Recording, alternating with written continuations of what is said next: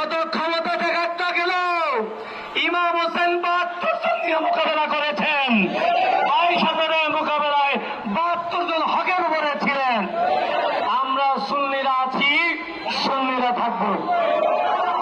এই বাতিল আমাদের সামনে আসতে পারবে? বাঞ্ছারামপুরে এখনো সংখ্যাগরিষ্ঠ সুন্নি মুসলমান। এখান থেকে যাওয়ার পরে প্রত্যেক গ্রামে গ্রামে আজকে শ্রীকুট দরবার বলেন, পেশারি দরবার বলেন, মাইজ ভান্ডার বলেন, মগবাজার বলেন, কামাল্লা বলেন, সোনাকান্দা বলেন, শশিনা বলেন, যত সুন্নি পেশারি দরবার বলেন, যত সুন্নি দরবার আছে আমরা সবাই এখানে উপস্থিত হয়েছে কিনা? রেজভি দরবারে উপস্থিত হয়েছে কিনা? এই সুন্নি মুসলমান এখন থেকে আমাদের আর কোনো ভেদাভেদ নাই। আমরা আর কোনো ভেদাভেদ করব? আমরা সকল সুন্নি দরবার একত্রিত হয়ে বাতিলের মোকাবেলা করব।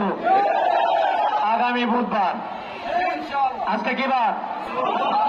আগামী বুধবারে পরশুদিন, আগামী পরশুদিন আহলে সুন্নাত ওয়াল জামাতের পক্ষ থেকে এই যে বিভিন্ন মাজারে হামলা হচ্ছে এর প্রতিবাদে আমরা মানববন্ধন এবং বিক্ষোভ মিছিল করব।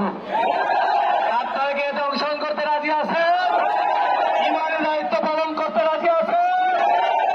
আমরা গতকাল এই বাঞ্ছারামপুরের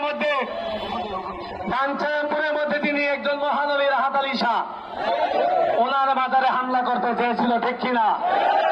ওই মাজারে খতিব সাহেবের রুমের তালা তালা ভেঙেছে, এই ভিডিও ফুটেজ আমাদের কাছে আছে। কেউ যদি অন্যায় করে সেইটা আইনের আওতায় আসতে পারে, আইন কেউ নিজের হাতে তুলে নিতে পারে না। আজকে আমাদের একজন সুন্নি ইমামের গড়ের তালা তারা কেন ভেঙলো? আজকে তারা কেন মাজারে হামলা করার দুঃসাহস দেখিয়েছে? আমরা সেটা হতে দিতে পারি? যদি তারা একটা আঙ্গুল তুলে আমরা তাদের বিরুদ্ধে 5টা আঙ্গুল তুলে দেব, কিন্তু আমরা আইন হাতে তুলে নেব। প্রশাসনের সহযোগিতার মাধ্যমে আমরা এই সমস্ত বাদলদেরকে আমরা নিষ্পেষিত করতে চাই। আপনারা কি রাজি আছেন? আগামী বুধবার সকাল 10টায়, আগামী বুধবার সকাল এই উপজেলা পরিষদ চত্বরে আহলে সুন্নাতের পক্ষ থেকে মানববন্ধন বিক্ষোভ কর্মসূচি আমরা পালন করব। আপনাদের হাজিরকে আমরা পাইতে পারি?